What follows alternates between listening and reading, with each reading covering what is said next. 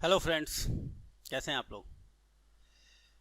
चलिए स्टार्ट करते हैं रेशियो एंड प्रोपोर्शन का पहला लेक्चर, सीए फाउंडेशन मैथमेटिक्स में रेशियो एंड प्रोपोर्शन पहला चैप्टर है। और सबसे पहले हम लोग इसको पढ़ने का तरीका हम आपको बताते हैं। सबसे पहले हम लोग कॉन्सेप्ट के बारे में डिस्कस करेंगे और फिर आपके स्टडी मैट के सारे क्वेश्चन सॉल्व कर दिए जाएंगे, ठीक। और पूरी तरह से यहाँ पे जो कवरेज होगा वो आपके स्टडी मैट का होगा। सर स्टडी मैट के सभी क्वेश्चन सॉल्व करेंगे, बिल्कुल एक्सरसाइज के सारे क्वेश्चन सॉल्व करा दिए जाएंगे। जो क्वेश्चन आपको आते हैं, जो आपको नहीं आते हैं, सभी क्वेश्चन सॉल्व कर दिए जाएंगे। आप एक बार वीडियो के थ्रू और दोबारा उसको बिना देखे पूरे एक्सरसाइज को सॉल्व करें, जिससे आपका कॉन्फिडेंस बढ़े। सबसे पहले स्टार्ट करते हैं। सर रेशियो प्रोपोर्शन क्या एक ही टॉपिक है? एक दूसरे से ये रिलेटेड हैं, लेकिन दोनों टॉपिक ये दोनों एक दूसरे से रिलेटेड हैं, लेकिन रेशियो अलग टॉपिक है, प्रोपोर्शन अलग टॉपिक है। पहले हम लोग स्टार्ट करेंगे रेशियो। सर रेशियो नाम तो हम लोगों ने बहुत सुना होगा। रेशियो का मतलब होता क्या है ये बताइए हमें। अगर रेशियो बोला जाए कि सर रेशियो डिवीजन के फॉर्म में हमें दिखता है, रेशियो में 2 पॉइंट्स होते हैं, इस तरह से हमने रेशियो देखा है। रेशियो का मतलब क्या है? अगर एग्जैक्ट किसी को रेशियो को समझाना हो, रेशियो के बारे में 2 शब्द बोलना हो, तो आप क्या बोलेंगे? देखिएगा, बोलिएगा ratio is a relative measures. Relative major. अब ये रिलेटिव मेजर क्या होता है अभी समझाते हैं, एक एग्जांपल लेके इसको समझाते हैं। कहिएगा रेशियो एक रिलेटिव मेजर है, रिलेटिव मेजरमेंट का काम करता है, ठीक ठीक है। और क्या बोल सकते हैं? Ratio is a comparison tool. Comparison करने का टूल है, यानी जितने भी, एक बात आज से ध्यान से सुन लीजिएगा, चाहे वो स्टैटिस्टिक्स हो या मैथमेटिक्स हो, ये 2 वर्ड्स जब भी 2 चीजों में या 2 से अधिक चीजों में कंपैरिजन करना होगा ना, कंपैरिजन, तो हमेशा आप रिलेटिव डेटा का यूज करिएगा। अगर आप रिलेटिव डेटा का यूज नहीं करते हैं और कंपैरिजन करते हैं, तो जरूरी नहीं है कि हर बार आपका कंपैरिजन ठीक हो। ध्यान से मेरी बात सुनिएगा, जरूरी नहीं जरूरी नहीं है कि हर बार आपका कंपैरिजन ठीक होगा, हमने बोला। और कैसे, ये आपको यहां समझा भी देते हैं। सर इन 2 वर्ड्स का मतलब एक और, रिलेटिव मेजर, इट मेजर्स, ये तीनों शब्द अभी ये तीनों लाइन हम आपको समझाएंगे। इट मेजर्स साइज, ये साइज का मेजरमेंट करता है। कैसे? ये 3 वर्ड हमने 3 लाइन लिखी है रेशियो के बारे में, अब तीनों को समझा लेते हैं फिर आगे लिखते हैं।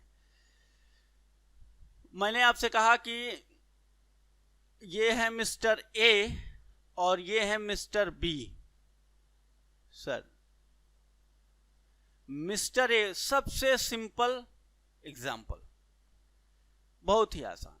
मिस्टर ए को मिले सर 20 मार्क्स और मिस्टर बी को मिले हैं 50 मार्क्स। ये देखिएगा, ये मार्क्स हैं, नंबर। आप एग्जाम देते हैं ना, नंबर मिलते हैं आपको, ये है मार्क्स। अब बता सकते हैं आप कि कौन सा बच्चा इसमें तेज, ए है तेज या बी है? सर अब आप क्या करते हैं कि यहां पे बिना सोचे समझे कहते हैं कि सर ये बी तेज बच्चा है, मतलब किसकी साइज बड़ी है। अगर तेजी देखी जाए तो किसकी साइज बड़ी है? आप बोल देंगे बी की साइज बड़ी है, सर बी ज्यादा तेज। यही आप गलती कर गए। हमने बोला था ये जो डेटा है ना, ये जब अभी ऐसे लिखे हुए हैं 20 मार्क्स 50 मार्क्स, इसको हम लोग कहते हैं एब्सोल्यूट डेटा। क्या कहते हैं? Absolute data. एब्सोल्यूट का हिंदी में नाम होता है, इसको हिंदी में आप सुने होंगे, इसको कहते हैं निरपेक्ष, मतलब किसी से कंपैरिजन नहीं होता है, इसको एब्सोल्यूट, कहीं कंपैरिजन नहीं किया गया है। जैसे ही हमने कहा कि सर अब आप इसको बताइए, ये बच्चा 20 नंबर पाया है, 20 मार्क्स पाया है, जानते हैं पेपर भी 20 मार्क्स का था, ये आपने हमसे पूछा ही नहीं, जब तक इससे कंपैरिजन नहीं करेंगे। 20 में 20 पाया है सर, और ये 50 मार्क्स पाया है ये बच्चे ने, कितने में सर 100 मार्क्स का पेपर था। अब बताइए नंबर तो वही है सर, देखिए ये मार्क्स, ये जो है ना ये मार्क्स, ये मार्क्स, इसको हम लोग यूनिट कहते हैं, यूनिट। दोनों जब रेशियो निकाला जाता है तो यूनिट और यूनिट कैंसिल हो जाते हैं। अगर ये दोनों अगर यूनिट क्या होंगे सर, अलग अलग होंगे, तो रेशियो निकालना बेईमानी कहलाएगी। रेशियो जो आप निकाल रहे हैं वो गलत है, किसी के साथ आप बेईमानी कर रहे हैं। इसलिए जब भी आप रेशियो निकालिएगा तो यहाँ मार्क्स है तो यहाँ मार्क्स होना चाहिए, यहाँ मीटर है तो यहाँ मीटर होना चाहिए, यहाँ सेंटीमीटर है तो यहाँ सेंटीमीटर होना चाहिए, यहाँ किलोमीटर है तो किलोमीटर होना चाहिए, यहाँ पे सर यहाँ पे मार्क्स है तो और कुछ सर यहाँ पे लीटर है तो यहाँ लीटर होना चाहिए, यहाँ पे IQ है, किसी का पढ़ाई का तेजी नापना है तो IQ है तो यहाँ भी IQ होना चाहिए, यानी सेम यूनिट्स होनी चाहिए। और ये यूनिट्स जब आपस में कैंसिल हो जाती हैं तो जो रेशियो होता है हम बोल देंगे, इसमें अभी एक वर्ड यूज़ करेंगे, ये यूनिट फ्री होता है, ये भी लिखेंगे, 4-5 लाइन लिखेंगे यहाँ पे, जिससे आपको हर एक बात को समझने में क्या हो जाए सर, आसानी हो जाए। तो सबसे पहले तो हम ये बताएंगे आपको कि इस डेटा को जब आप ये कैंसिल कर दिया आपने, ये ऐसे लिख दिया ना, ये कंपैरिजन के फॉर्म में, ये तो इसको आप कहिएगा रिलेटिव डेटा है। ये ऊपर वाला एब्सोल्यूट था, ये है रिलेटिव डेटा। मतलब जब भी कंपैरिजन करना है, किसी की साइज नापनी है आपको, कौन तेज बच्चा है, तो किस डेटा का यूज किया जाता है सर, रिलेटिव डेटा का यूज किया जाता है। यानी ये एक रिलेटिव मेजर है, हमेशा ये कंपैरिजन करने के लिए इसका यूज किया जाता है। अगर आपने ऐसा नहीं किया, आपने इसी से तुलना कर दी, तो आपने आधी जानकारी ही ली कौन तेज। ठीक है, चलिए सर, यहाँ मतलब समझ में आया, साइज का मेजरमेंट करना है, कभी भी तुलना करनी हो किसी भी चीज की, 2 या 2 से अधिक लोगों की, 2 से अधिक मार्क्स की, तो वहां पे हम क्या करेंगे, रिलेटिव डेटा का यूज करेंगे, और यही रिलेटिव डेटा, ये रेशियो कहलाता है। ठीक है सर, एब्सोल्यूट डेटा और रिलेटिव डेटा का मतलब समझ में आया। कंपैरिजन इस पे नहीं करेंगे आप। सर अगर ये मान लीजिए ऑलरेडी नोन होता कि ये 100 नंबर का ही इसका भी पेपर है, इसका भी पेपर है, फिर आपका ठीक था, तो कभी कभी ये आपका सही हो जाएगा कि ये किसी ने नहीं बोला, यानी हमेशा पेपर 100 नंबर का ही होता है, तब तो आप यही कहेंगे कि 100 में ये 20 नंबर पाया है सर, 100 में ये 50 नंबर पाया है, यही तेज है। क्लियर बात? ठीक है, वहां सही हो जाएगा आपका कंपैरिजन, एब्सोल्यूट डेटा पे ही सही हो जाएगा। लेकिन ये हमेशा सही नहीं होता है, जब तक आप पूछेंगे नहीं भाई मार्क्स कितने थे टोटल, पेपर कितने का था, कितना पाए हो, कितने का पेपर था, कितना पाए हो, जब तक इसको रिलेटिव फॉर्म में नहीं करेंगे, कंपैरिजन के फॉर्म में नहीं करेंगे, रेशियो के फॉर्म में नहीं करेंगे, तब तक ठीक तरीके से कंपैरिजन नहीं किया जा सकता। ठीक, तो हमेशा लाइफ में, चाहे आप सीए फाउंडेशन लेवल पे हो, स्टैटिस्टिक्स पढ़ रहे हो, सीए फाइनल में पढ़ रहे हो, सीए इंटर में पढ़ रहे हो, कभी भी कहीं भी कंपैरिजन करिएगा तो ये बात ध्यान से लिख लीजिएगा कि सर हम हमेशा रिलेटिव डेटा को ही फाइंड करेंगे और तब जाके कंपैरिजन करेंगे। एब्सोल्यूट डेटा के बेसिस पे कंपैरिजन करेंगे तो हो सकता है बेईमानी कर जाएं। ठीक है सर, ये बात समझ में आ गई। अब अगली बात,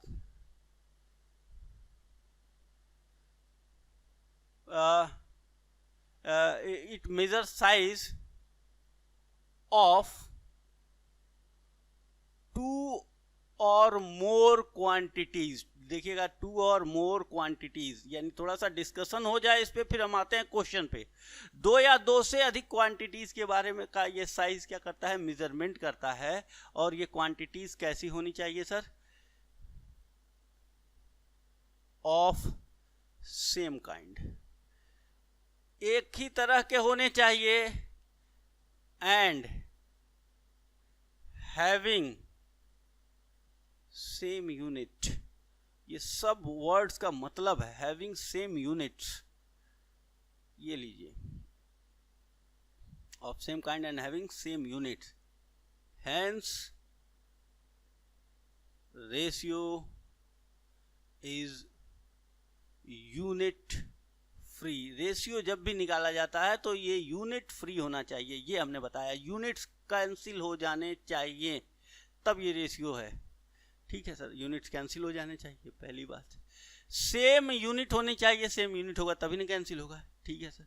सेम काइंड ऑफ क्वांटिटीज का मतलब, ठीक है, मान लीजिए किसी, आप यहाँ पे कहते हैं कि सर हमने 20 नंबर पाए, 20 मार्क्स मिला, और मेरे जूते का जो साइज है, मेरे शूज का जो साइज है वो 9 नंबर का हम पहनते हैं। आइए ये दोनों डिफरेंट काइंड्स, यानी सेम काइंड के नहीं हैं, डिफरेंट क्वांटिटीज हैं। क्या इसमें कंपैरिजन करना है? यहाँ शूज का साइज है और यहाँ पे हमारा ऑब्टेन किया हुआ मार्क्स है। अब इसके बेसिस पे हम कंपैरिजन करने जाते हैं। इनका भी ले लेते हैं, ये मिस्टर ए की कहानी है और ये है मिस्टर बी। ये 50 नंबर पाए हैं सर, जानते हैं ये 5 नंबर का शूज पहनते हैं। अब बताइए कौन तेज है? सर ऐसा कंपैरिजन करना मतलब मूर्खता है। बिल्कुल सही है, मूर्खता ये है। तो आप ऐसी मूर्खता नहीं करिएगा। सेम क्वांटिटी मतलब नंबर, कितने नंबर का था, इनका भी नंबर है, ये भी नंबर है, ये भी नंबर है, ये भी नंबर है, यानी क्वांटिटी सेम होनी चाहिए, उनके यूनिट्स सेम होने चाहिए, और ये रेशियो जब भी निकाला जाए तो ये यूनिट फ्री हो जाए। तो ये जो कंपैरिजन, यानी रेशियो जब ये यूनिट, और it expressed in simplest form में इसको हम लोग एक्सप्रेस करते हैं। ये हो गई रेशियो की सारी बातें। इतना अगर रेशियो के बारे में आप किसी को समझाते हैं, किसी से बोलते हैं, खुश हो जाएगा वो। चलिए सर, एक तो बात समझ में आ गई कि ये रिलेटिव मेजरमेंट है, यानी कि जब भी आप 20/20 लिखेंगे, 20/20, तो इनका रेशियो है 1:1, यानी 1 नंबर का पेपर है तो 1 नंबर आप पाए। ये इसका सिंपलेस्ट फॉर्म है। ठीक है सर। ये आप लिख दिया आपने 50/100, तो ये कैंसिल हो गया, तो ये हो जाएगा 1/2। ये सिंपलेस्ट फॉर्म है, इससे ज़्यादा ये नहीं कैंसिल होगा। तो साइज के बारे में हमने आपको बता दिया, क्वांटिटीज सेम होनी चाहिए, यूनिट सेम होने चाहिए, यूनिट फ्री होनी चाहिए, सिंपलेस्ट फॉर्म का होना चाहिए। ये मतलब हमको बता दिया, ये आपको हमने बताया सिंपलेस्ट फॉर्म का मतलब क्या होता है। चलिए सर, सिंपलेस्ट फॉर्म पे हम ये समझ गए आप। अभी सिर्फ रेशियो का इंट्रोड्यूस करवा रहे हैं आपको। अभी आते हैं क्वेश्चन पे, बस 2-4 मिनट और धैर्य रखिए, थोड़ा इसका बेस तैयार कर लिया जाए, फिर हम लोग आगे बढ़ेंगे। ठीक है सर। इस सिंपलेस्ट फॉर्म का मतलब तो समझ में आ गया, और इसी पे एक कॉन्सेप्ट आपको समझा देते हैं। यानी फर्स्ट पॉइंट ये डिस्कस हुआ हमारा। सेकंड पॉइंट जो डिस्कस होने जा रहा है कि जब सर सिंपलेस्ट फॉर्म में लिखते हैं ना, सिंपलेस्ट फॉर्म में इसको लिखते हैं, तो जानते हैं क्या होता है? हम HCF को गायब कर देते हैं। जब भी हम यहाँ रेशियो लिखते हैं 20/50 में 20 मार्क्स पाया, तो जानते हैं यहाँ क्या करते हैं आप? इसको 2 पार्ट में, ये 2 × 10 और ये है 5 × 10, ये जो है इसको कहते हैं HCF। इन दोनों में ये HCF है, इसी को HCF कहते हैं। जो दोनों में कॉमन है, H मतलब सर हाईएस्ट, C मतलब कॉमन फैक्टर, मतलब जिससे मल्टीप्लाई हुआ है। तो इन दोनों में ऊपर भी नीचे भी जो बड़ा नंबर है जिससे मल्टीप्लाई हुआ है, इसी को कैंसिल कर दिया जाता है। HCF को कैंसिल कर देने से जो नंबर बचता है वो अब आपस में, इसमें अब कॉमन कुछ नहीं रह गया सर। तो यही सिंपलेस्ट फॉर्म 2/5 कहलाता है। इसे 2:5 के फॉर्म में एक्सप्रेस किया जाता है। क्लियर है सर? यानी कि जब भी, अब इस रेशियो में से हम आपसे पूछेंगे कि रेशियो में से क्या गायब है सर, यानी ये रेशियो क्या एक्चुअल डेटा है? No sir. क्या ये एक्चुअल डेटा है? हम किसी से बोलेंगे तो कहेंगे ये मिस्टर ए की कमाई है, ये मान लीजिए मिस्टर बी की कमाई है 50 रुपए, इन दोनों का रेशियो 2:5 है, क्या ये एक्चुअल डेटा है? तो आप बोलिएगा नहीं सर, ये एक्चुअल डेटा नहीं है। ये सब इसमें से क्या गायब हो चुका है? इस डेटा में से HCF गायब हो चुका है। HCF जो होगा वो एलिमिनेट कर दिया गया है। ठीक है सर। तो कैसे वापस HCF को लाया जाएगा? जब भी आप देखे होंगे क्वेश्चन में कि मान लीजिए ए की कमाई कितनी है सर? 20, तो बी की कमाई बताइए। यदि उनका रेशियो 2:5 है तो माना, अब एक्चुअल डेटा आप मानते हैं, लेट इनकम ऑफ ए की इनकम कितनी है? 2x। जानते हैं 2x क्या है? यही वो HCF है। जो कॉमन चीज यहां से गायब हो जाती है ना, वापस उसको लाते हैं। हमको इस पे पहुंचना है तो उसको x मान लेंगे। भाई पता नहीं है कितना कैंसिल हुआ है, लेकिन कोई हमको इसके बेसिस में और जानकारी मिलेगी तो हम फाइंड कर लेंगे। तो a का इनकम मान लीजिए आप 2x मानते हैं इसके बेसिस पे। x क्या है सर? वो हाईएस्ट कॉमन फैक्टर 10 है, जिसको हम, और इनकम ऑफ b की इनकम कितनी होगी सर? 5x। ये देखिए x माने है क्या? इसी x को वापस HCF मानते हैं, इसी को हम फाइंड करने का प्रयास करते हैं। अब आपसे कहेगा कि ठीक है, ये रेशियो था तो ऐसे हमेशा रेशियो को आप x में मान लेते थे। अगर a की इनकम अगर 20 रुपीज है तो b की इनकम क्या होगी बताइए? क्वेश्चन आते हैं सर। तो 2x क्यों माने सर? इसमें से हाईएस्ट कॉमन फैक्टर गायब होता है। वापस हमें एक्चुअल नंबर पे जाना है, तो 2x बराबर 20 है, तो x बराबर 20/2 कैंसिल होके आ गया 10। देखिए वापस ये HCF फाइंड हो गया। जो हाईएस्ट कॉमन फैक्टर उसमें से कैंसिल हो गया रहता है वो मिल गया हमें, और जब मिल गया तो हम इसको भी बता सकते हैं कि 5 × 10 = 50 होगा। तो सर यहां से हमें दूसरे कॉन्सेप्ट में क्या बात समझ में आई? दूसरी बात में ये समझ में आई कि रेशियो सर ये एक्चुअल डेटा नहीं होता है। जब एक्चुअल डेटा फाइंड करना होता है ये 2050, तो इसमें से क्या गायब हो चुका होता है? HCF को वापस लाना होता है, लेकिन पता तो है नहीं, तो उसको x मान लेते हैं। और ये सर मल्टीप्लाई क्यों किया जाता है? अरे ये मल्टीपल में ही होता है, हाईएस्ट कॉमन फैक्टर मतलब इसमें जो मल्टीप्लाई होके रहता है, इसीलिए 2x मानते हैं। कोई कहेगा सर इसको ऐसे नहीं मान सकते थे 2 + x? नहीं, ये एडिशन का फैक्टर नहीं, ये एडिशन नहीं करना था। 2x इसलिए मानते हैं, मल्टीप्लाई करते हैं कि यहाँ से जो चीज़ गायब हो गई थी वो मल्टीप्लाई में इसमें थी। ये बेसिक बातें थी, हमने इसको आपको समझाया। 2x 5x मान लीजिए, 2x बराबर इतना है तो 5x की वैल्यू मिल गई आपको। यानी कि यहाँ से जब 2x = 20, आप ये एक फिगर थी, एक देगा हमको, हम भी तो भगवान तो है नहीं कि आप कुछ नहीं बताइएगा तो हम जान जाएंगे। एक फिगर हमको कोई दे दीजिए, ये 20 दे दिया वो, तो x की वैल्यू तुरंत HCF निकाल लिए, और HCF निकाल लिए तो b की इनकम निकालनी है तो उसी में रखते जाइए, मिलता जाएगा।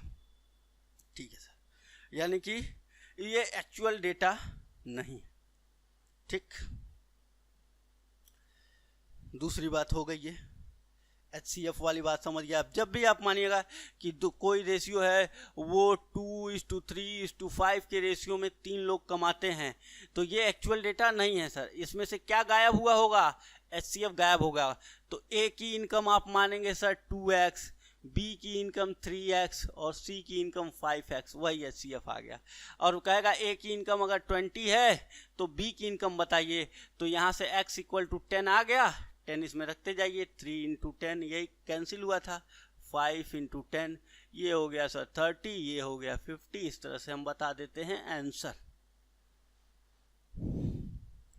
चलिए, ये सब कॉन्सेप्ट सीखने के बाद हम धीरे धीरे आगे बढ़ेंगे। सिंपलेस्ट फॉर्म हुआ सर। अब क्या, अब देखिएगा एक और रोचक बात है, आपको समझा देते हैं।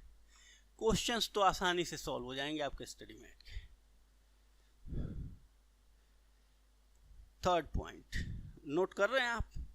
जो भी हम लिख रहे हैं सब नोट करते हुए आगे बढ़िएगा। थर्ड पॉइंट देखिएगा सर, यदि ये रेशियो दिया हुआ है A/B = 2:5, ठीक है, 2:5। चलिए सर, अच्छा मान लीजिए ये तो रेशियो दिया हुआ है सर। एक्चुअल में क्या था डेटा? एक्चुअल में ए बराबर कितना था? 20 और बी बराबर 50। ये रेशियो इसका निकालिएगा तो यही आएगा, ये एक्चुअल डेटा है। ठीक, ये दो चीजें। अब हमें क्वेश्चंस ऐसे मिलेंगे। एक पहला टाइप का ये मिलेगा कि कहेगा कि 2a + 3b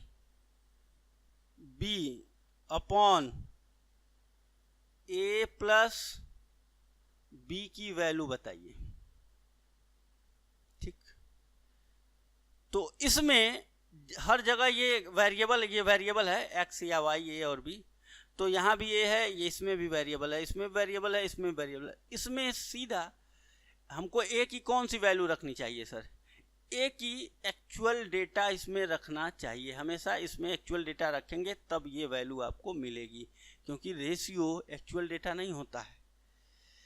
लेकिन सर यहाँ पे जब इस तरह की स्थिति होती है ना, हर जगह ये वेरिएबल है, तो आप एक्चुअल डेटा इसमें पुट करिएगा तब भी आंसर वही आएगा, और इस रेशियो को पुट करके काम चला लीजिएगा तब भी आंसर वही आएगा।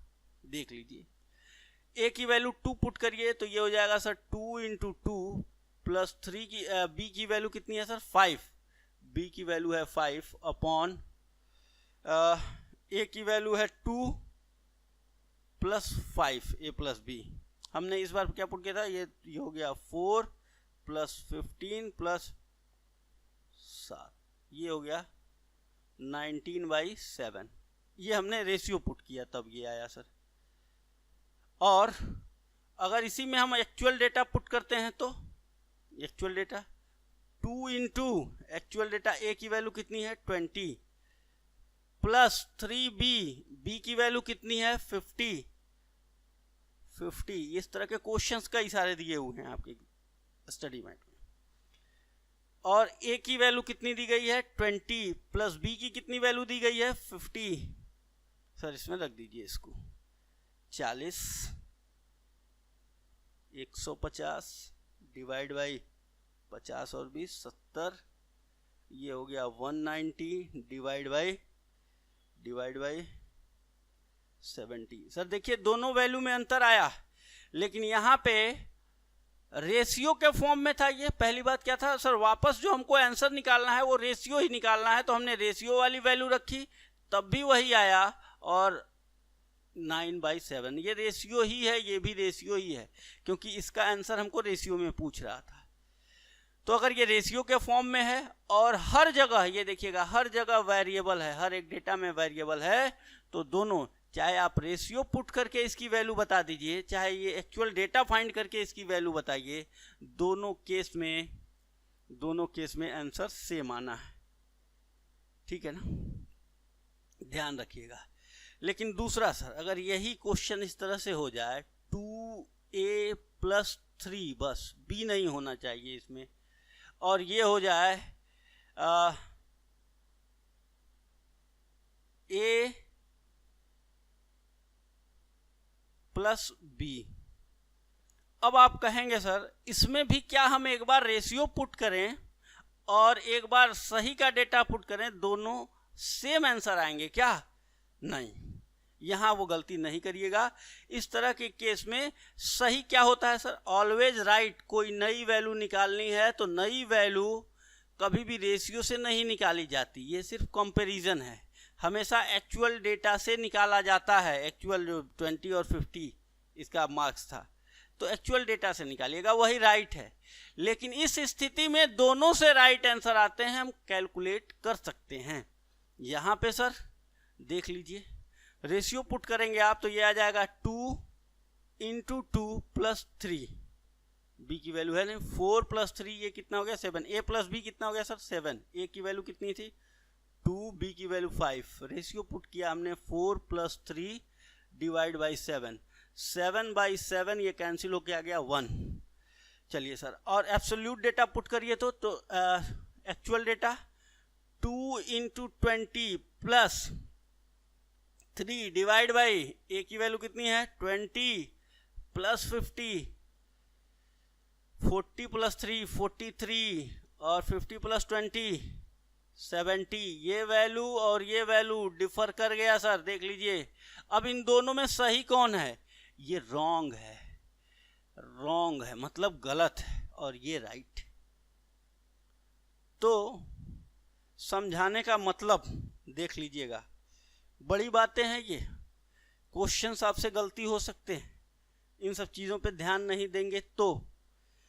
अगर आपको ये दोनों चीज़ें दी गई, इसको सर अक्सर क्वेश्चन में ये दिया रहता है, ये नहीं दिया है, तो इससे ये फाइंड होता है।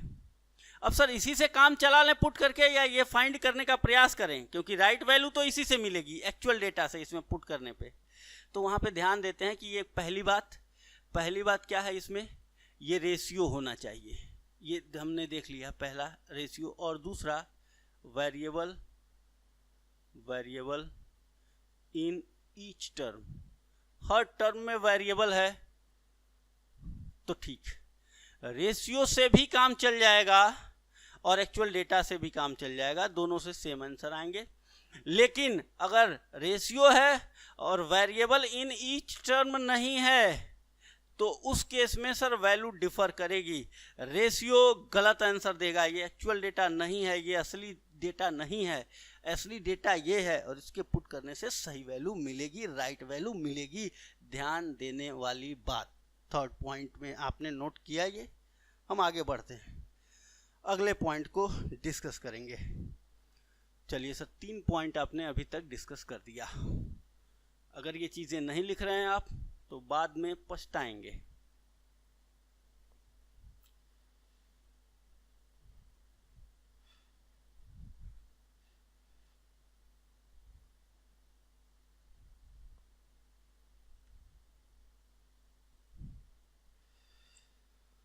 चलिए सर, 3 बातें हुई थी ना, चौथी बात इनवर्स रेशियो क्या होता है, या आप ये हमें समझाएं। इनवर्स रेशियो क्या होता है? ये कुछ नहीं होता सर, अगर एक रेशियो A/B है, A/B के फॉर्म में दिया हुआ है, तो इसका इनवर्स रेशियो, इसका इनवर्स B/A इनवर्स रेशियो है। क्वेश्चन में कहेगा 11/23 एक रेशियो है, इसका इनवर्स रेशियो बताइए, कहिएगा 23/11 आंसर। इसका ये इनवर्स रेशियो हो गया सर। इनवर्स रेशियो कभी पूछेगा ऐसे बता देंगे हम लोग। सर एक वर्ड यूज होगा डुप्लीकेट रेशियो। डुप्लीकेट रेशियो काफ़ी आसान शब्द है। डुप्लीकेट मतलब एक ही चीज़ 2 बार हो जाए। अच्छा, डुप्लीकेट रेशियो से पहले हम आपको बता देते हैं कंपाउंड रेशियो। 5 नंबर पे आप पहले आगे बढ़ेंगे कंपाउंड रेशियो के साथ, और जैसे ही आप कंपाउंड रेशियो लिख दिए, समझ गए, अगर एक रेशियो नंबर 1 दिया हुआ है A/B, रेशियो नंबर 2 दिया हुआ है सर C/D, और इन दोनों का कंपाउंड रेशियो निकालना है। हमें क्या निकालना है? Compound ratio. तो कंपाउंड रेशियो क्या हो जाएगा sir? R1 ratio 1 into ratio 2 का multiply A/B into C/D, AC/BD, ये हो गया आपका कंपाउंड रेशियो। सर अगर एक और रेशियो हो R3 भी हो तो क्या होगा? वो है M/N, वो भी मल्टीप्लाई हो जाएगा M/N, बस इंटू M/N करते रहिए मल्टीप्लाई। और कोई हो वो भी मल्टीप्लाई हो जाएगा, बस कंपाउंड रेशियो। 6 नंबर पे आ जाइए, सीख लीजिए डुप्लीकेट रेशियो। सर ये डुप्लीकेट रेशियो होता क्या है? ये कंपाउंड रेशियो होता है। क्या होता है? कंपाउंड रेशियो ही होता है। सर कंपाउंड रेशियो होता है, हाँ, but R1 equal to R2, R1 और R2 दोनों रेशियो जो होते हैं वो इक्वल होते हैं। मतलब पहला रेशियो है A/B, दूसरा रेशियो भी है A/B, तो सर इसका कंपाउंड रेशियो जो होगा, इसका कंपाउंड रेशियो, इसी को कहिएगा डुप्लीकेट रेशियो। और ये जो डुप्लीकेट रेशियो होगा, कंपाउंड रेशियो कैसे निकलता है sir, R1 into R2 A by B into A by B multiply किया, हमेशा A square by B square. यानी कि सर अगर कोई रेशियो दिया हुआ है A बाई बी, अगर इसका आप डुप्लीकेट रेशियो लिखना चाहते हैं तो वो इसका स्क्वायर होता है। डुप्लीकेट रेशियो क्या होता है, इसका square, A square by B square. और तो सर अगर इस रेशियो का सुनिएगा, इधर से हम खड़े होकर बोलेंगे इस रेशियो का ये रेशियो क्या है, तो आप कहिएगा सर डुप्लीकेट रेशियो है। इधर से खड़ा होकर बोलते हैं इस रेशियो का ये रेशियो क्या है, तो आप क्या बोलेंगे सर, हम बोलेंगे ये सब डुप्लीकेट रेशियो है, ये आप बोल दीजिएगा बस। इसका ये, अगर सर ये बताइए ये x बाई वाई है, मतलब इसका ये अंडर रूट होता है, ये अगर स्क्वायर होता है इसका, ये इसका स्क्वायर होता है तो इसका ये अंडर रूट होता है। सर अंडर रूट आप जानते ही होंगे, मान लीजिए ये है, ये इसका अगर आपसे ऐसे पूछा जाए कि सब डुप्लीकेट रेशियो बताइए, सब डुप्लीकेट रेशियो बताइए, तो क्या कहेंगे आप, सर ये इसका अंडर रूट में x बाई वाई होगा। क्यों, क्योंकि ये इसका सब डुप्लीकेट है, तो इसका ये क्या होगा सर, ये डुप्लीकेट होगा। देखिए अपने आप है, डुप्लीकेट का मतलब क्या होता है सर, ये इसका डुप्लीकेट रेशियो है। डुप्लीकेट का मतलब ये इसका स्क्वायर है, स्क्वायर करेंगे तो ये आ जाएगा। यानी किसी भी रेशियो का सब डुप्लीकेट बोलेगा तो उसका अंडर रूट, किसी भी रेशियो का डुप्लीकेट रेशियो बोलेगा तो उसका स्क्वायर। यानी कि अगर कोई रेशियो दिया हुआ है, बोलेगा इसका डुप्लीकेट रेशियो बताइए, स्क्वायर कर दिए सर डुप्लीकेट हो गया। किसी रेशियो का कहेगा कि सब डुप्लीकेट बताइए, तो अगर सर ये x बाई वाई दिया हुआ है तो ये x बाई 5 हो जाएगा। सर अगर ये दिया हुआ है हमको ऐसे 2 बाई 5, तो इसका डुप्लीकेट क्या होगा, इसका डुप्लीकेट रेशियो क्या होगा, इसका डुप्लीकेट रेशियो हो जाएगा 4 बाई 25। इसका ये सब डुप्लीकेट है, इसका अंडर रूट करिएगा तो ये आ जाएगा, इसका ये सब डुप्लीकेट रेशियो है। सर अगर ये दिया हुआ है 9 बाई 16, इसका पूछ रहा है सब डुप्लीकेट बताइए, तो इसका सब डुप्लीकेट बताइए, तो क्या कर देंगे आप लोग, सर अंडर रूट इसका निकाल देंगे। अंडर रूट देखिए ना, इसका ये अंडर रूट था, इसका ये अंडर रूट था, इसका अंडर रूट निकाल दीजिए, 3 बाई 4 आ जाएगा। समझ में आ गई बात। तो 6 नंबर पॉइंट में ये था, लिख लिया आपने, सब कुछ डिटेल में बता दिए। सर डुप्लीकेट रेशियो क्या होता है, ये कंपाउंड रेशियो होता है, लेकिन रेशियोज इक्वल होते हैं तो कंपाउंड रेशियोज, दो रेशियो आपस में इक्वल हो तो उनका कंपाउंड रेशियो डुप्लीकेट रेशियो कहलाता है। अगर इसका स्क्वायर करेंगे पहले रेशियो का, अगर ये डुप्लीकेट है तो इस रेशियो का ये सब डुप्लीकेट है, यानी जो अंडर रूट है वो सब डुप्लीकेट है, जो स्क्वायर है वो डुप्लीकेट रेशियो है। क्लियर, ठीक है। इसी तरह से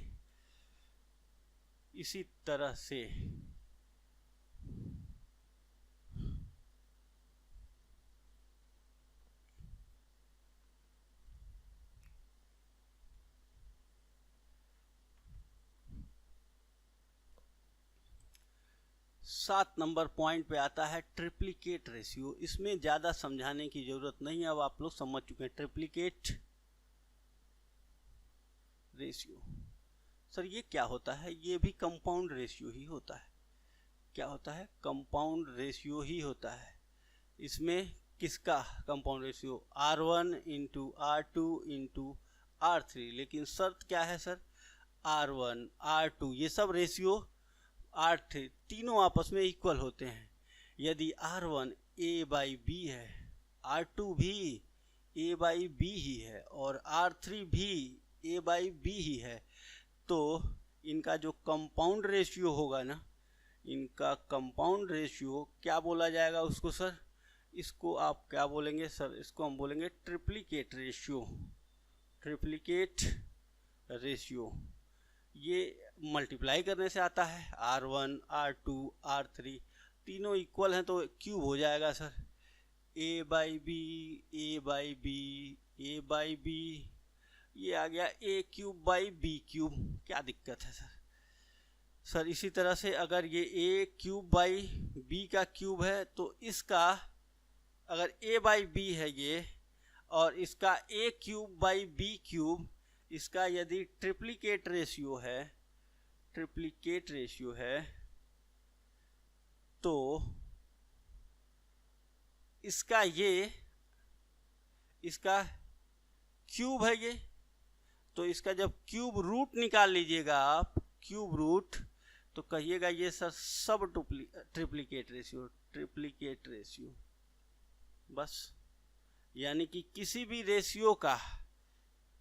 रेशियो का क्यूब रूट निकाल लेते हैं तो वो उसका क्या कहलाता है सर? अच्छा, इक्वल करना होगा तो क्या करेंगे सर? ये इसका सब डुप्लीकेट है। अगर आपसे पूछा जाए कि ये दो रेशियो हैं, दोनों में इक्वलिटी लानी है, तो जो ट्रिप्लिकेट है ना, ट्रिप्लिकेट का क्यूब रूट कर दीजिए। अब दोनों इक्वल हो गए, क्योंकि इसका क्यूब रूट करेंगे तो इसके इक्वल आ जाएगा। यानी कि कभी भी आप डुप्लीकेट रेशियो का अंडर रूट निकाल दिया जाता है, ट्रिप्लिकेट के रेशियो का क्यूब रूट निकाल दिया जाता है, और ये किसके इक्वल आ जाता है? ये सब डुप्लीकेट या सब ट्रिप्लिकेट के इक्वल आ जाता है। इसका क्यूब रूट करेंगे, इसके इक्वल आ जाएगा। ठीक है सर,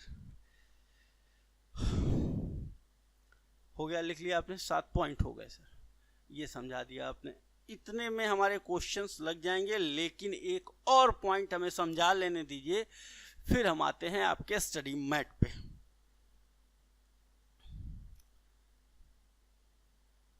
ये लेक्चर नंबर 1, 8वां पॉइंट, ये जैसे आप समझेंगे हम लोग, आपका एक्सरसाइज जो फर्स्ट है उसको करने के लिए एलिजिबल हो जाएंगे। सारे कॉन्सेप्ट डिस्कस हो चुके हैं, अब हम लोग सिर्फ सवाल करने के लिए। कंटिन्यूड रेशियो भी समझा देते हैं आपको।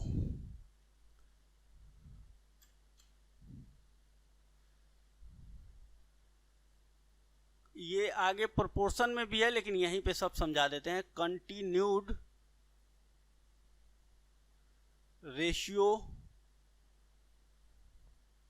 और कंटिन्यूड प्रोपोर्शन भी यहीं पे, पोर्शन भी यहीं पे हम डिस्कस कर देते हैं। कुछ नहीं है, बहुत छोटी सी बात है सर। कंटिन्यूड रेशियो का मतलब होता है कि ए का जो बी से रेशियो है वही रेशियो बी का सी से कंटिन्यू करता है। मतलब हमको इस तरह से जब रेशियो को लिखते हैं ना इस फॉर्म में, तो इसको कहते हैं ये कंटिन्यूड फॉर्म है। कंटिन्यूड मतलब जब चलता रहेगा ए का बी से, इससे आगे ऐसे लिखा हो सर, ए का जो बी से है वही बी का सी से है, वही सी का डी से है। ये कंटिन्यूड प्रोपोर्शन है। यानी यही प्रोपोर्शन में आना शुरू हो जाता है और यहीं से रेशियो एक से ज़्यादा होनी शुरू होती है तो प्रोपोर्शन हो जाता है। वो हम अगली क्लास में डिस्कस करेंगे। यही चीज़ है कंटिन्यूड रेशियो, मतलब एक का जो बी से है। अब कंटिन्यूड रेशियो में दो रेशियो को कंटिन्यूड रेशियो में कैसे चेंज किया जाता है? हाउ टू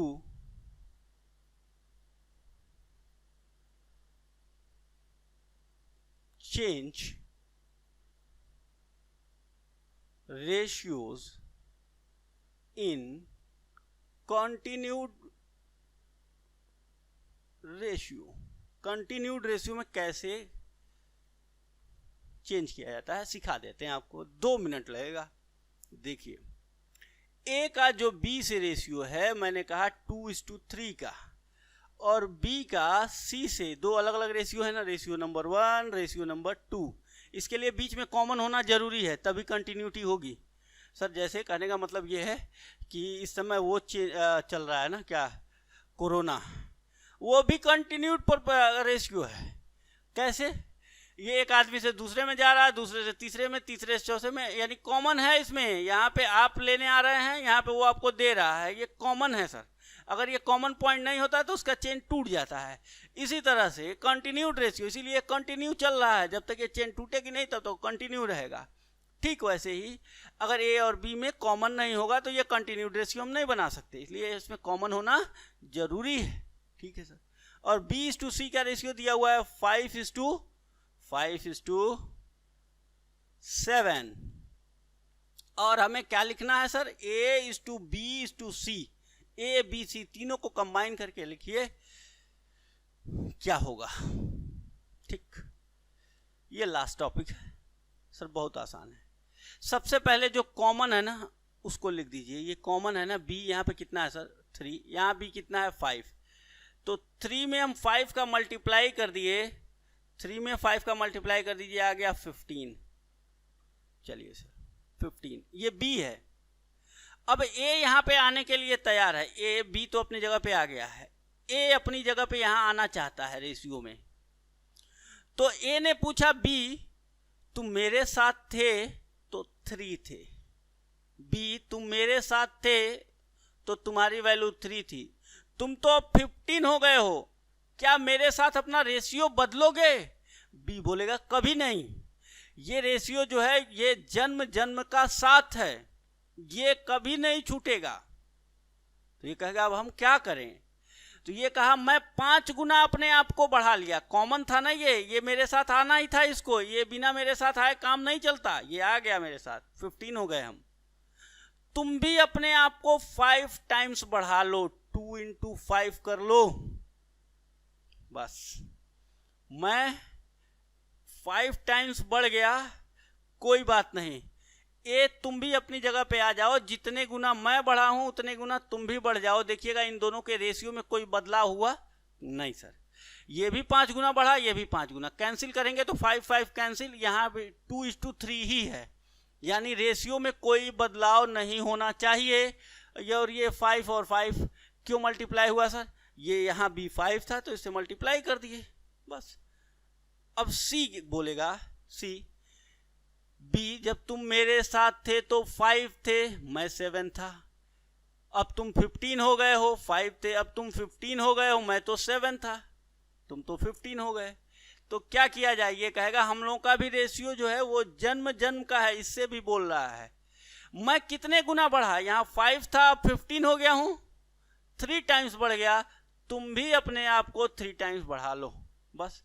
ये 3 वाला इधर मल्टीप्लाई हो जाएगा, यहाँ वाला 5 इसमें होगा, तो 5 का इसमें भी मल्टीप्लाई हो जाएगा दोनों में, और इसमें 3 का हुआ है तो इसमें भी 3 का हो जाएगा, बस आ गया। इसी को कंटिन्यूड रेशियो कहते हैं, बस हो गया ये सर। ये हो जाएगा 10:15:21, यही है निकालने का तरीका कंटिन्यूड रेशियो। यानी कि अब फिर से एक और सिखाते हैं, A:B = 1:2, B:C = 3:4। तो सर A:B:C कैसे निकालेंगे, इन दोनों का मल्टीप्लाई कर दीजिए, B को बीच में है सर, B को यहाँ लिख दिया आपने 6, इसमें कितने का मल्टीप्लाई हुआ था 3 का, तो इसमें भी 3 का करके यहाँ लिख दीजिए 3, ये 3 था तो इसमें कितने का मल्टीप्लाई कर दिए थे B, यही कॉमन था, पहले कॉमन वाले में होगा, 3 में 2 का मल्टीप्लाई होने से 6 आया सर, तो इस 4 में भी 2 से मल्टीप्लाई कर दीजिए, 8 आ गया, वो रेशियो खत्म हो गई बात सर। अगर A:B = 2:3 दिया गया है और C:B = 4:7 दिया गया है और हमें A:B:C लिखना है, क्या इसमें कोई कठिनाई होगी? कभी नहीं। कॉमन देखिए कौन है, B कहाँ है, ये है 3 और ये 7, बीच में B लिखना है, 3 × 7 21, 3 में कितने, यहाँ 7 से मल्टीप्लाई हुआ है तो A में भी 7 से कर दीजिए, 14, A 14 हो गया। C यहाँ देखिए B 7 था, इसमें 3 से मल्टीप्लाई हुआ है तो 4 में भी 3 से मल्टीप्लाई कर दीजिए, ये 12 हो गया, ये आपका रेशियो आ गया। समझ में आ गई बात? इस तरह से हम रेशियो निकाल लेते हैं। चलिए सर यहाँ तक कंटिन्यूड प्रपोर्शन। सर ये नंबर ABCD आगे देखेंगे, आगे करवा देंगे, यहाँ तक अभी रहने दीजिए। जैसे कि चलिए कर ही देते हैं, एक और एग्जांपल ले लेते हैं। हो गया, ये नोट कर लिया आपने जो एग्जांपल हमने लिया था। ये लीजिए, अगर मान लीजिए हमने यहाँ आपको क्या सिखाया कि कैसे 2 रेशियो हो, सर 3 रेशियो हो तो यही तरीका है, तरीका हम बदलेंगे नहीं। अब 4 हो, तरीका नहीं बदलेंगे, यही रहेगा। A:B का रेशियो दिया हुआ है 3:4, B:C का रेशियो दिया गया है 5:6 और C/D का रेशियो दिया गया है 1:2। तो पहले इन दोनों को लेके लिख लीजिए। अब इनका हमको निकालना क्या है सर, A/B/C/D क्या होगा बताइए, कॉमन रेशियो। इन दोनों को पहले ले लीजिए, ये फर्स्ट और सेकंड को। कौन कॉमन है, B, तो पहले लिख दीजिए A/B/C का रेशियो। कॉमन कौन है सर, B। कॉमन में मल्टीप्लाई कर दीजिए, 20 आ गया, B लिख दिए 20। अब इसमें कितने का मल्टीप्लाई हुआ था, इसमें 5 का हुआ था, तो इसमें 5 का कर दीजिए, A की वैल्यू आ गई 15। ये B कितना था 5, इसमें कितने का मल्टीप्लाई हुआ है तो 20 हुआ है 4 का, तो इसमें भी 4 का कर दीजिए 24। ये रेशियो आ गया इसका। अब क्या बचा सर, A/B/C, C और D यहाँ लिख दीजिए, C/D वो कितना है सर 1:2, ये लीजिए। अब क्या लिखना है आपको, अब इसको ले लिए आप, इसको और अपना थर्ड वाला ले लीजिए नया, और ये न्यू आ गया, और न्यू के बाद ये अपना थर्ड वाला जो था उसको ले लिए, मिला दीजिए। इसमें कॉमन क्या है, C और C मल्टीप्लाई कर दीजिए, A/B/C/D। कॉमन क्या है बोलेंगे आप, C है सर, कितना है यहाँ पे 1, यहाँ पे C की वैल्यू 24, 1:24, 24 C की वैल्यू लिख दी गई। इसमें कितने का मल्टीप्लाई हुआ है 1 का, तो इसमें भी कितने का होगा 1 का, इसमें भी कितने का होगा 1 का, ये 15 ही रहेगा, ये 20 ही रहेगा। इसमें कितने का हुआ सर 24 का, इसमें 24 का हुआ है, तो इसमें भी 24 का होगा, ये 48 हो गया, 48 आ गया ये रेशियो। सर इस तरह से हमको 10, 20, 50 का रेशियो निकालना, बस वही तरीका निकालते चले जाइए, खत्म हो गया कॉन्सेप्ट। कंटिन्यूड रेशियो तक हमने आपसे डिस्कस किया। सर रेशियो में ये जब लिखा जाता है A/B या A/B, तो इसको क्या कहते हैं, इसको कहते हैं फर्स्ट टर्म। इसको क्या कहते हैं सर, इसको कहते हैं second term. Sir first term का कोई और नाम है, हाँ, एंटीसीडेंट, और इसका क्या नाम है सर, कंसीक्वेंट। एंटीसीडेंट और कंसीक्वेंट, सेकेंड टर्म को क्या बोलते हैं, कंसीक्वेंट। ये वर्ड अगर यूज कर लेगा तो आप घबराइएगा नहीं, कोई मतलब इसका नहीं है।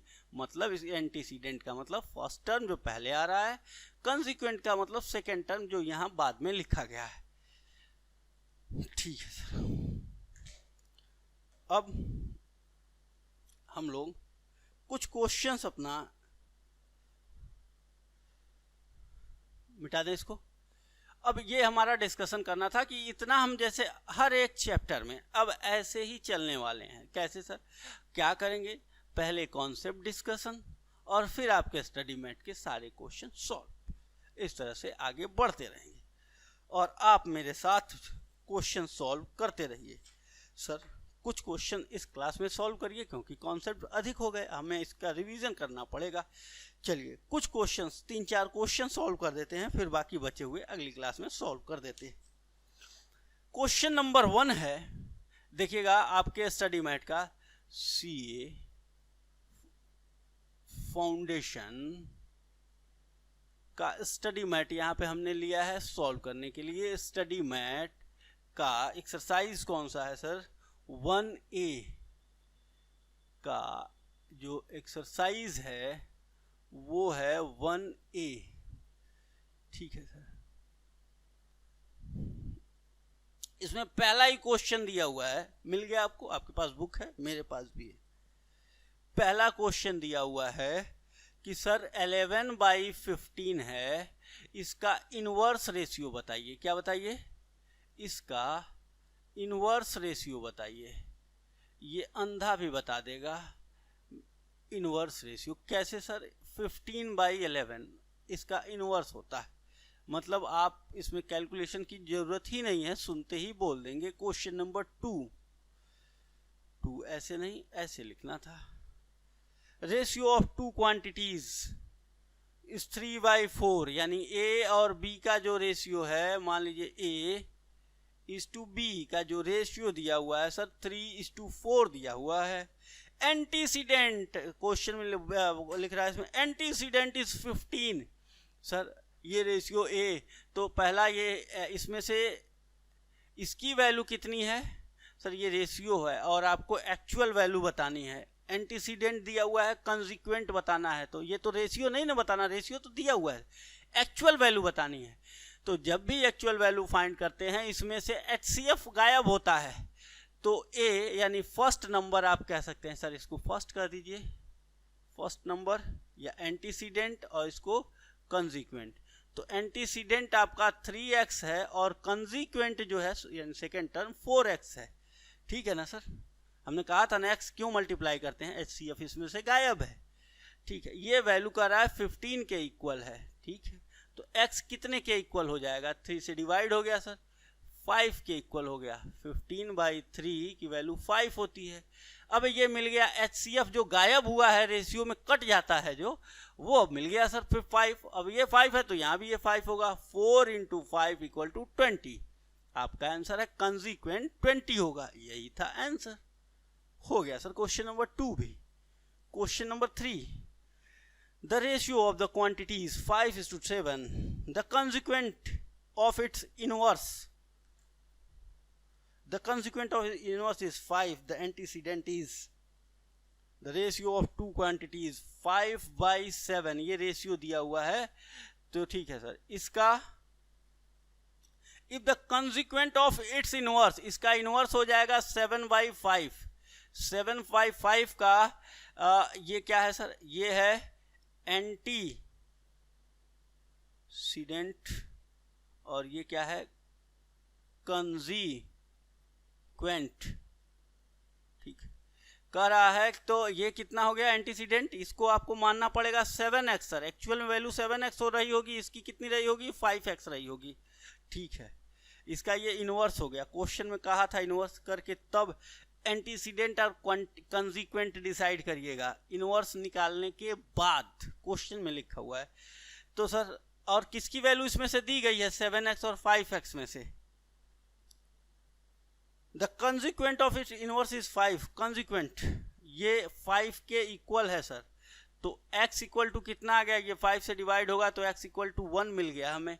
HCF 1 है सर, यानी कि ये नंबर ही यही थे, इसमें से एक कैंसिल हुआ है, इसमें से एक कैंसिल हुआ है, तो 7 में जब 1 से मल्टीप्लाई करेंगे तो 7 ही आएगा। आंसर हो गया आपका 7 C, ये आपका आंसर हो गया सर। ठीक, 3 क्वेश्चन हमने सॉल्व कर दिए यहाँ पे। सर यहीं तक आप रुक जाएंगे क्या जी? क्वेश्चन नंबर 3 तक आसान ही नहीं, बहुत ही आसान क्वेश्चंस थे, ये हमने 2 ही मिनट में डिस्कस कर दिए। अब हम लोग अगली क्लास में सिर्फ और सिर्फ क्वेश्चन ही सॉल्व करेंगे। आपके स्टडी मैट के हम सभी क्वेश्चन सॉल्व कर देंगे। कितने क्वेश्चन है सर, 25। 3 हो गए हैं, 22 क्वेश्चन बचे हुए हैं, जिसको हम लोग अधिक से अधिक आधे घंटे में सॉल्व करेंगे। आपको समझाना रहता है इसलिए थोड़ा सा हम समय लेंगे, लेकिन ये समझिए कि अगर ये जो कॉन्सेप्ट हमने बताए हैं, जो सारी बातें बताई हैं, आप सुने हैं, तो ये सारे क्वेश्चन सॉल्व करने में आपको दिक्कत होने वाली नहीं है। तो आज की क्लास यहीं ख़त्म करते हैं, अगली क्लास में फिर मिलेंगे। Thank you.